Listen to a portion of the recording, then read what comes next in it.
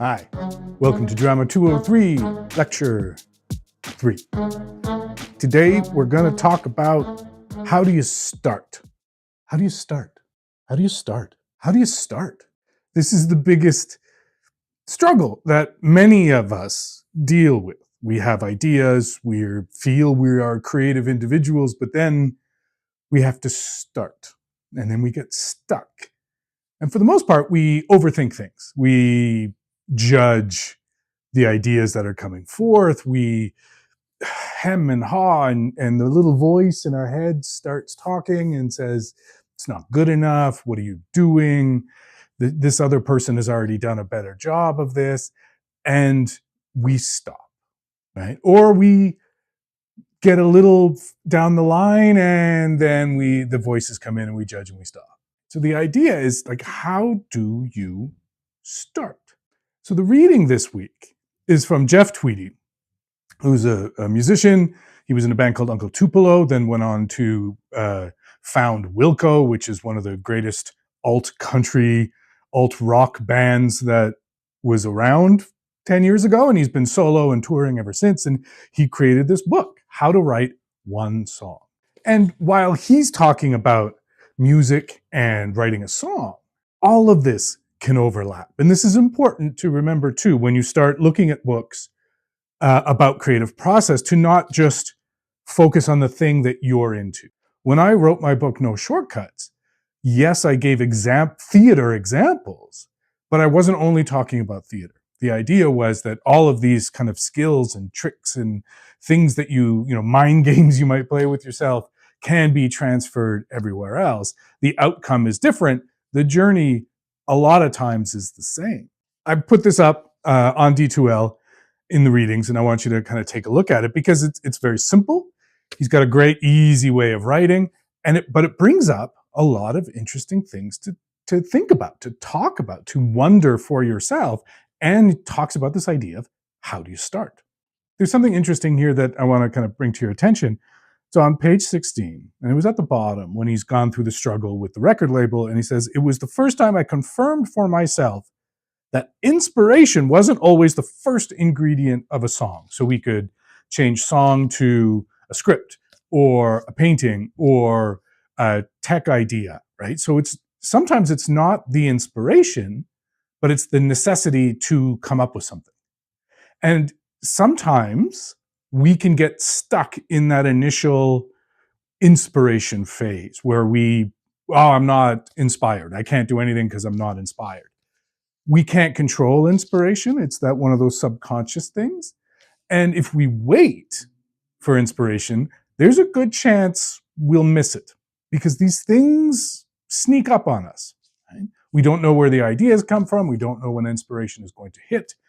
And now, as he says in the book, and the way I want to talk about it to you as well, everyone's got different lives. So what one person suggests is a good path might not work at all for you, even just on a schedule basis, right? Whether you have kids or whether you're taking 12 other courses or whether you have 2 jobs to kind of get through, sometimes spending hours and hours and hours trying to be creative is not really in the cards.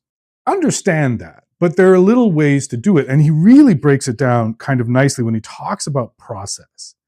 Because to me, process is whatever act you can engage in, whatever steps you can take, and whatever device you have at your disposal that you can use together that reliably results in a work of art.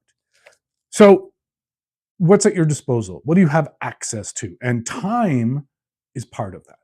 He probably puts in hours a day if he's got that opportunity. That's his job. So he can focus on those things. I know writers that every morning they will do 3 hours. And there's books and stuff that talk about people who say, well, I have to do so many pages a day. Those are great kind of guardrails for that person. And you might take inspiration from that. And you might go, let me try that. Or I think I could do that. But that doesn't mean it's going to work for you. So the idea is you have to figure out your process. And that's not always easy, but it does require starting. Whether that's 2 hours you have access to, it could be 5 minutes. And if you do 5 minutes every day, well, by the end of the week, you got a half hour plus. And that's very important to remember. It's not just, oh, well, I only have 5 minutes, so what's the point? It's an accumulation of experience that will spark an idea, that will avail yourself to creativity, to inspiration. And he talks about this, right? About not waiting for inspiration, but also setting yourself up to be in the path of inspiration. And there's different ways to talk about this. We could say, we have to stay open to happy accidents, or we make our own luck. These are sayings. But this is a really great way to look at it. If you are doing 5 minutes, 10 minutes, 15 minutes a day, you are setting yourself up to be available for the inspiration. Now, the inspiration might come 6 hours later, but then the next day you're doing another 5 or 15 minutes. What was that? Let's see if we can play with that. If you're not doing or creating a process for yourself creatively, then the inspiration will arrive. You won't have time. You'll either dismiss it or you won't even really pay attention to it. And so starting, process, all of these things come into play. And as he gets further on, when he starts talking about the excuses that people, bring up all the time. So where is he here? I don't have time. So we've talked about that. Well, you make the time. And he gets direct. I won't argue that. And I've been direct with people too sometimes. It's like, well, I don't have time. Or I don't want to start this thing because I don't have time. Well, and I agree. Sometimes well, then maybe you didn't want to do it. It's harsh and not always true, but sometimes it is that simple, right? Maybe you just weren't that interested. The idea was more interesting to you than actually doing the work. If you are passionate about something, no matter what your life is, your lifestyle or your world or I don't know, I'm not judging, but whatever that is, there will be a minute or two here or there that could then grow to 10, 15, 20, an hour. Right? If you want to do it, you'll find the time. Is it going to be easy? No. Is anything you make going to be good? Not for me to say. So you're going to make a lot of mistakes. You're going to make a lot of things that aren't really fantastic. But if you're passionate about it, those things don't matter. The doing is the thing that is exciting. So I don't have time is the first kind of thing. I don't know how, or I won't make anything good. This is judgment now, right? I have an idea. This is cool. I'm a little excited about it. I'm going to start, but no. How's it going to be any good? Is it going to be any good? How do you know? How can you say that your idea or your inspiration or the thing you're working on won't be any good unless you finish it? It's basic, yes, but there's a truth to it. Right? You can talk yourself out of everything, and it's justified resistance. Right, from the 5 chambers. So is it going to be any good? Does it matter? If it's a passion, well, then eventually you will acquire a bit of experience with that. You will learn craft. And then maybe something, quote unquote, good will arrive. But if you're trying to figure out if it's going to be any good before you even start, you're not going to start. You'll talk yourself out of it. I don't know how. If you're doing something new, of course you don't know how. And this is also, and I struggle with this a lot too, even for basic things like jobs, right? Going to get this or speaking at a convention or giving a workshop. And then, there's a lot of that kind of imposter syndrome that comes in. It's like, I don't know how to do that. I've never done that. Right? The first time I did a high school workshop, I've only taught university and now I'm teaching high school kids. And then, so all of the thoughts in my head of are they going to pay attention? Do they care? How am I going to make it interesting for them? And I just kept coming up with these things. And there were no answers until after I did it. And was it great? Was it perfect? It was okay.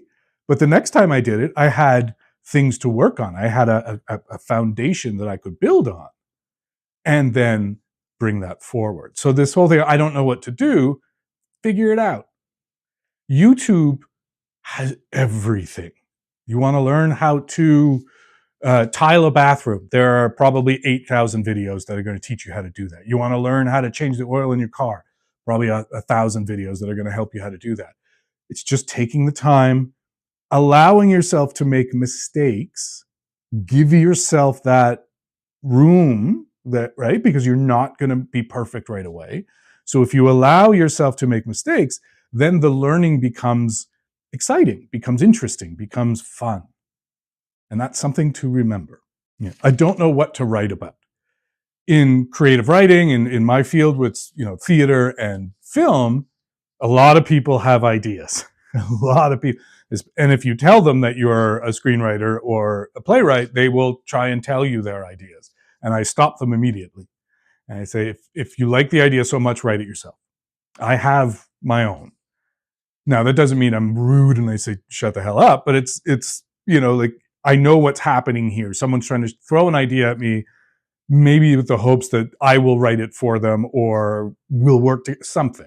If you have an idea for something, follow it. See where it goes. And as mentioned in a previous lecture, there's no writer's block. There's no way you have no ideas. And the ideas come, and again, when we think we don't have ideas, it's because of judgment. We are judging ourselves into telling ourselves that our ideas are no good. If you have an idea, talk about it, follow it, write around it, see where it can go. And then maybe the initial inspiration shifts, and then you discover what it is that you truly wanted to write about. And I joke that like everything I've ever written in some way has been about me or something that I wanted to share or wanted to get off my chest. So I wrote a play about Rosa Luxemburg, who was a World War I socialist revolutionary, killed by her own party. She was an incredible woman, and we don't really talk about her enough. And I really wanted to, one, share her story, but also it was about my disdain for capitalism and for the modern world we live in. And then so to share a story, to take this anger that I had and put it into a container of a socialist revolutionary from World War I can talk about her life. I can talk about what was going on at the time, but it also includes everything that is kind of we're still fighting and arguing about. So I could talk about now by presenting the past. So when you have an idea or you're interested about something or a figure strikes your attention, I love doing this too. If I see a little documentary or there's a footnote of somebody in a book, I'll underline that if I'm curious. And then maybe that turns into the thing I actually want to talk about. The themes are going to be mine. The container becomes the people. So there's kind of no way to not know what to write about unless you are judging it. Right? And we can get really down on ourselves. I'm not good enough. I've never really been creative. This other person is much more creative than I am, on and on and on. So we have to let that go a little bit and embrace our own creativity. And who knows? Right? And we have to kind of separate the idea of being a creative being and becoming famous or becoming rich and all these things, which are totally out of your control. Totally out of your control. And if you're doing it for those reasons, good for you, but know that that is a very, very steep hill to climb. If it's about the joy of creating something or the fun of making something and then giving it away as gifts, or just allowing and testing your own imagination and skills, you're going to have a good time. And this goes on to, I don't know how, right? I don't know how to play an instrument. I don't know how to read music. I've never done anything in the theater. I've never written a screenplay. I don't know anything about technology, on and on and on. Well, you figure it out. If you're into it, if you're excited about an idea, figure it out. There are a lot of great artists, and I'll stick strictly to the arts for this. There are a lot of great artists that can't read music, musicians, or that never took formal painting training, or, I'm not putting myself in that category, but like I went to French elementary school in Montreal growing up, and my English sucks. Like my spelling is atrocious. And it's also just the way my brain kind of works. So Am I going to not write because my spelling is atrocious? It's two different things, right? So we have to kind of, again, put those things aside. These are excuses, and sometimes they are legitimate. Again, I don't know your life and I don't know what's going on. I'm not judging. But a lot of times when we talk ourselves out of something, it's an excuse. I don't think I have enough talent is another part of this. And we've gone over this. Talent versus craft, right? Talent versus creativity, like two different things. So continue, like I'm going to bring this back over and over again because it's important. Right? Talent gets thrown, the word talent gets thrown around a little too much and with a little too much importance attached to it. You can learn how to do things. Will you be talented in them? If you're doing them, who cares? Right? So let go of that word. And the last thing I want to talk about with this, and I think you'll enjoy the article, is this idea of I don't have enough time. I don't know, and I'm sorry I'm going to get a little Rick Rubin on you. After last week, I crushed him. As if anybody has ever done any meditation or something like, or breathing exercises, like taking time out of your day to do that thing. The idea of meditation, and someone really close to me brought this up when I was starting to do this, was you don't necessarily get good at meditation. You don't get, there's no finish line as far as like, oh, okay, I've done everything I can in meditation. Thank you very much. You practice it. It becomes a practice of meditation. So every time you are going to sit there, and some days your mind is going to be spinning a mile a minute, and for the 5 or 15 minutes that you are sitting there breathing, maybe you are not connected at all in the whole thing. You are just thinking of other things because life happens. We can't just shut off. And there'll be other days when maybe it's a little shorter meditation, sometimes a longer meditation, where you'll be able to let go, right? And be in the moment. And then other thoughts will come in. You'll think about laundry or that thing you said 8 years ago to that person, and it's still in your head.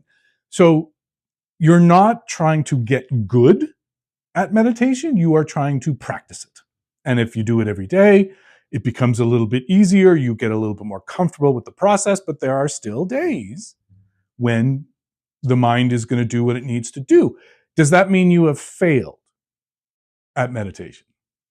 No. It just means it was one of those days, and tomorrow you'll do it again. So we have to let go of some of these kind of the voices in our head and the judgment that we deal with. So how do you start? There are probably a million ways to do something. We're going to do an exercise. We're actually going to do an exercise. As you are watching this, as I'm talking for the next couple of minutes, can you get yourself a piece of paper and a pencil or a pen? I don't care. But something a little bit more tangible than just typing. Can you find yourself a piece of paper, get a notebook, whatever it is, a napkin, doesn't matter, and something to write with. And I've done this exercise. I call it a dive. I think you can call it stream of consciousness. There's a number of names that people do this in. I call it a dive. And I've used this in every workshop that I've done. I use this in some of my classes. And it's kind of an example of how to start and have material to work with. So if you have something that you can write with, what I'm going to do is I'm going to put 2 images on the screen. I will go away. And for 3 minutes, I want you to write down a narrative from one to the other, or the other way around, or focus on one. I've used these images multiple times. I share them in multiple classes, but the idea is not that we have to come up with something good, that we have to come up with something perfect, that we have to, in our own heads, like, oh, it's got to be super creative. All I want you to do is write a narrative, beginning, middle, and end, with these 2 images. But before you jump in, because sometimes we can rush these things, and so we'll look at the images and then know what they look like, and then just head down and start writing. Now, I want you to look at the images. I want you to see them. But then I want you to look again and look for details. Look for shade, look for color, look for little bits of things within the picture that maybe you didn't see the first time, because you never know what might jump out at you. So I will put these two images up there, and for 3 minutes, I want you to just write that narrative. Okay? Beginning, middle, end. You're going to write a story with these two images. Go.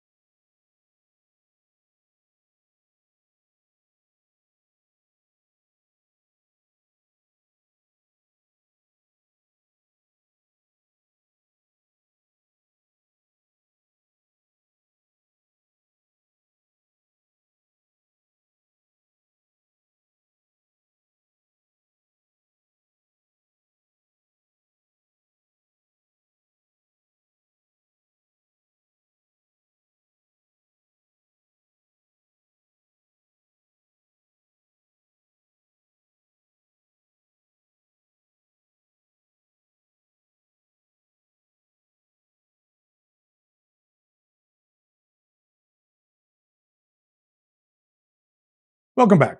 Okay, so you wrote for 3 minutes, nonstop. What would happen now in a workshop would be that we would then take that 3 minutes.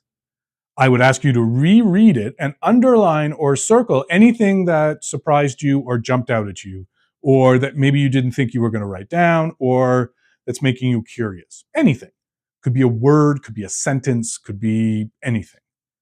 And then what we would do is we would take those two things, or three things, or four things, or one thing, and then we will put that at the top of another page, and then we would do another 2 minutes on that thing that surprised you.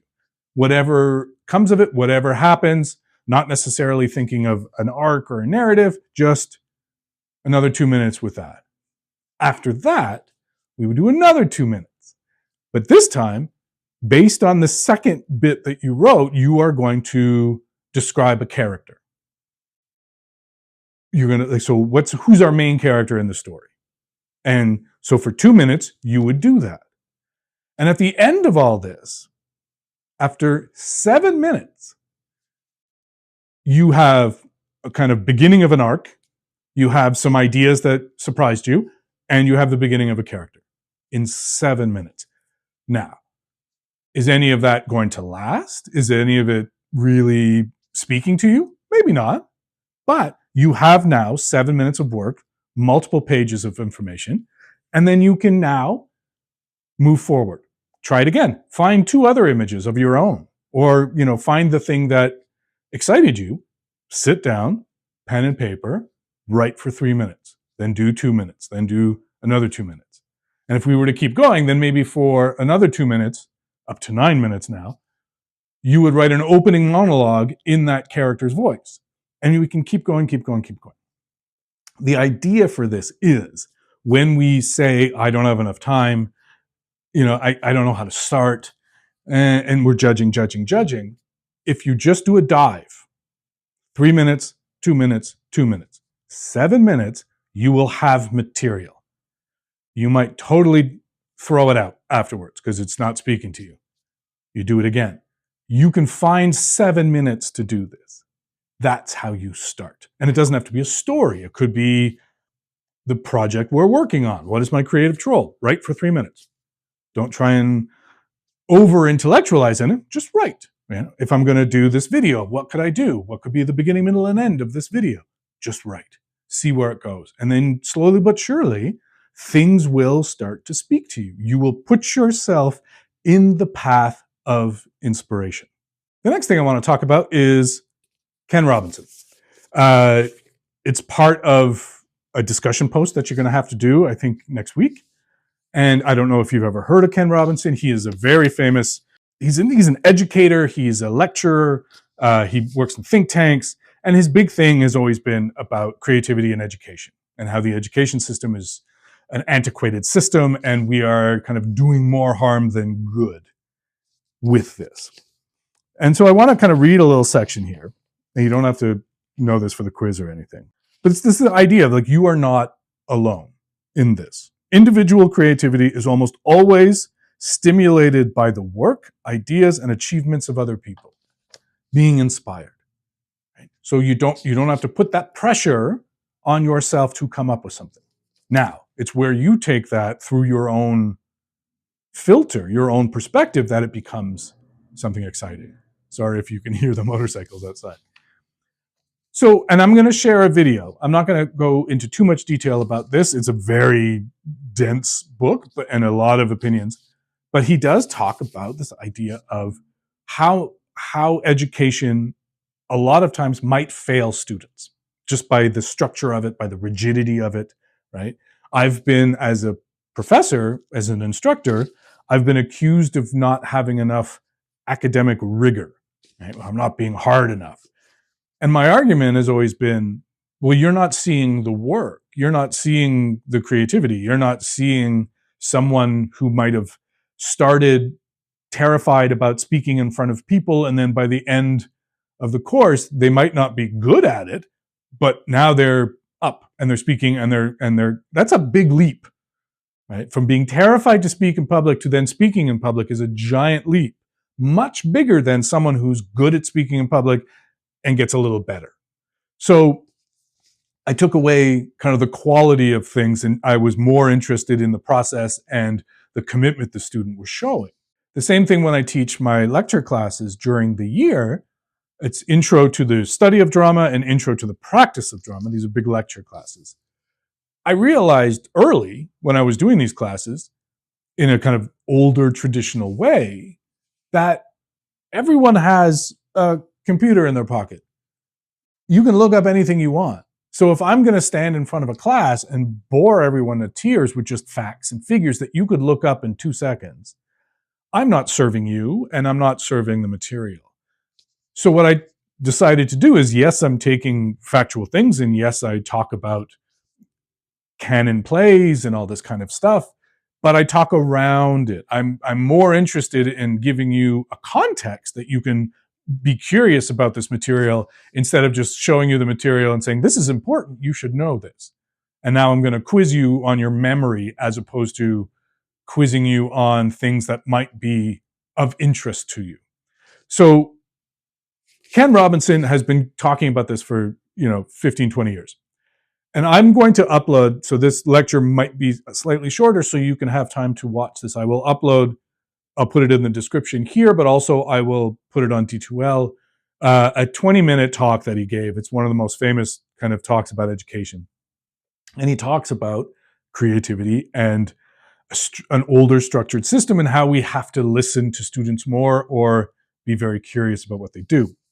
What I'd like you to do is watch that video and then think to yourself, this is for the discussion post, how has the education system hindered or elevated my own creativity? Has it enhanced my learning the way it's structured, or have I struggled through it? Now, some people like to get structure, and I need to know what's happening here. I need to know what's happening there.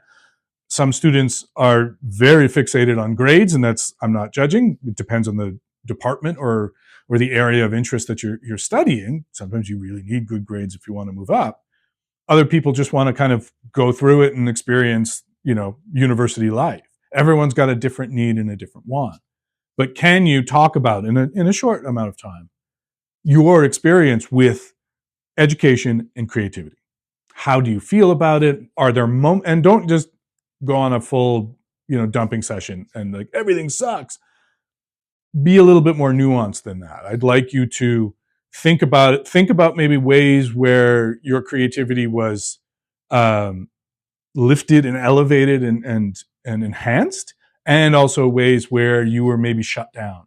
And if things were a little different, maybe you could have gotten along a little bit better. Watch that video with Ken Robinson and then think about that for that discussion post that's going to go up, I believe, next week. The last thing I kind of want to dig into today is this idea of the artist's mind and mental health. I'm not an expert in any way, shape, or form, but there is sometimes a jump to attaching creativity, artistry, all of that with maybe mental illness, right? If someone is suffering from depression, well, maybe their art is going to really speak to that depression and they're going to create these amazing things. Or, if there's like synesthesia, which is not mental health, I know that, but there are certain things that people might deal with that might enhance their work. Absolutely, 100%. Does that mean that everyone who is depressed is going to make really great art? Absolutely not.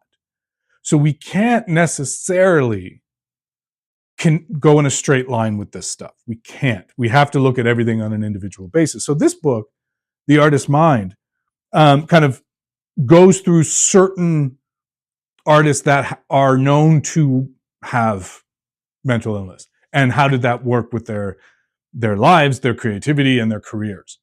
And some, it was devastating. Others, it was kind of a hindrance. Others, it fueled their work and also what it created.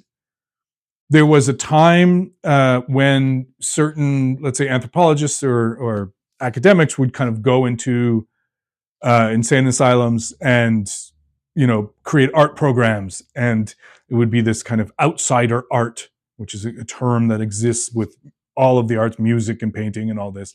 And some of the stuff is amazing, but it felt also a little exploitive, and I don't think that happens a lot anymore. It's kind of because they were making these wild things and then showing that look what this mental ill person did. And so there's problems with that. And why I'm bringing this up is that, again, we can look at someone like, let's say, Van Gogh that they talk about in here. And then he was an eccentric weirdo, had trouble making connections, had trouble with relationships, had trouble understanding social situations.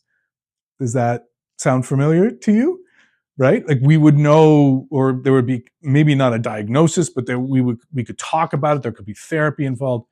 Now, would he have created the art he created if that was kind of tamped down a little bit? We have no way of knowing. And you can't say that, right? You can't say, well, if he was cured of his depression, well, then, the art wouldn't exist. It's like, how do you know that? Maybe the art would have been totally different, just as amazing. You can't put these kind of hard lines in this. And so why I bring this up is that sometimes we can get, and I'll put this down, sometimes we can get a little too enamored with this idea of, let's say, the starving artist, or, that artists are weird freaks on the outside of society, and I can't create work that good because, they're struggling with things. And there are a lot of very sad stories and tragic stories of artists who struggled very much with their mental health. And yes, their work was amazing, but their lives were incredibly short. And so we're left with only a little bit of work. You can't absolutely associate that kind of mental illness with the work. Can't do it. You could make connections, you can attach things, you can see how one thing is fueling the other. There's a wild painter, Francis Bacon, I think in the 50s. If you look up Francis Bacon, I'll show a couple images here where, he struggled. And whether it was pure alcoholism or drug addiction or just rage, but he was also probably bipolar in some way. And, the work he did was very much a reflection of his mind. And the work is very accomplished. But let's say he didn't have all of those things, but he was still a painter. It wouldn't probably look like this at all, but he probably would make something equally as wonderful. Maybe. I can't say that for sure. So when we're all struggling with our own thing, or when we see somebody going through a process and we maybe equate the two things together, they are not connected. Everything can fuel everything, absolutely. But you don't need to be ultra depressed or manic depressive or all these things to make amazing work. Right? Joy can create masterpieces. Life can create all of these things. It doesn't have to be created in darkness. We might resonate with some of that work, maybe a little more, just by, that's what we use art for. It's a connection. Right? If there's a really kind of depressing song that speaks to how I'm feeling right now, well, I might listen to that over and over again. And there's an outlet for that. But then, I'll also listen to some crazy funk and dance in my kitchen. So it's not one or the other thing. I know it's a bit of rambling here, but I want to talk about this because it's important to me that we don't associate all of these things. Because mental illness can also just as easily hinder all of your creativity. It can squash it. It can mute it. It can do all of these things. So yes, there's those moments where it can enhance and bring you and kind of let you get out of your way. And I want to talk about that in a moment. But it can also destroy everything. So let's remove that entirely from creativity. So this idea of, and it's kind of talked about in the Tweedy article, in the chapters, of just getting out of your way, allowing yourself to exist. And he kind of, you can be the flow state, you can say getting into the zone.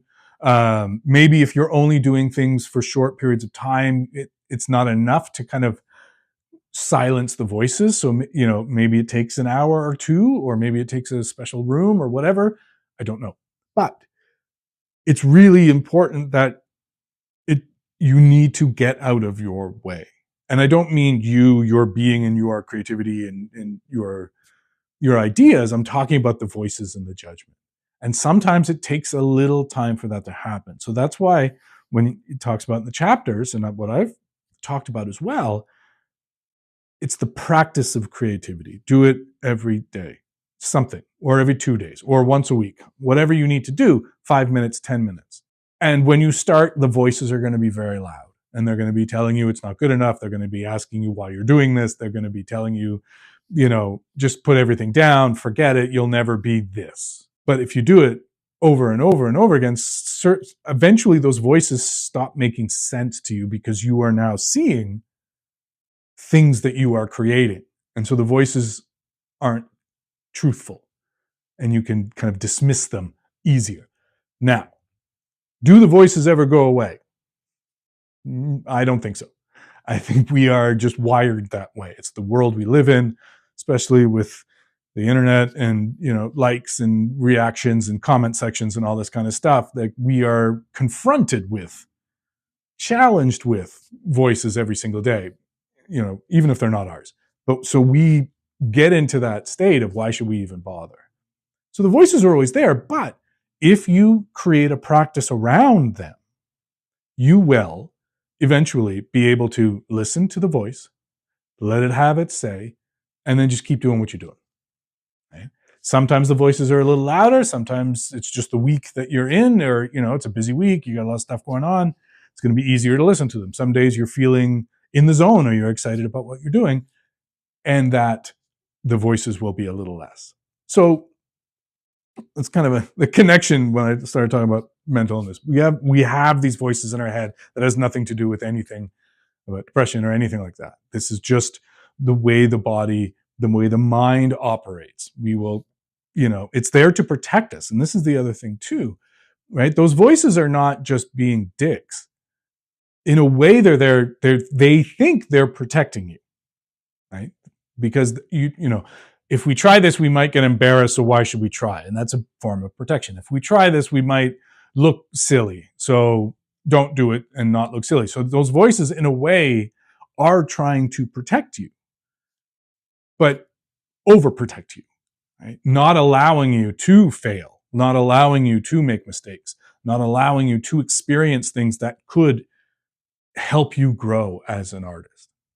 So that's going to do it for today, a little shorter, but I want you to watch that Ken Robinson video and think about that discussion post. And then read the Tweety article. It's a great book. It's easy. It's an easy read. It's a quick thing. And I think there will be things that will resonate with you as a creative being. So that's going to do it for lecture 3. Quiz coming up next week. And thank you very much for submitting those projects to me and the documents. I'm going to go through them. I'm very curious to see what's going to happen.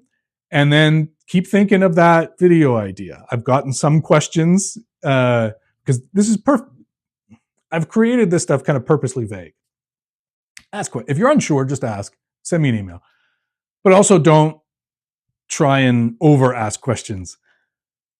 Take a shot. Try something. So that 2 to 3 minute video, get creative. Have some fun with it. Go for it. Bring this troll to life. You could introduce the troll to us. You can explain why the troll is a pain in the ass. You could destroy the troll. You could torch. I don't know, within reason. But get creative with the idea. Have some fun with this. Kind of get out of your way and see what you might achieve. All right, so I'll shut up now. Thank you very much. Have a great week, and I will see you in lecture number 4.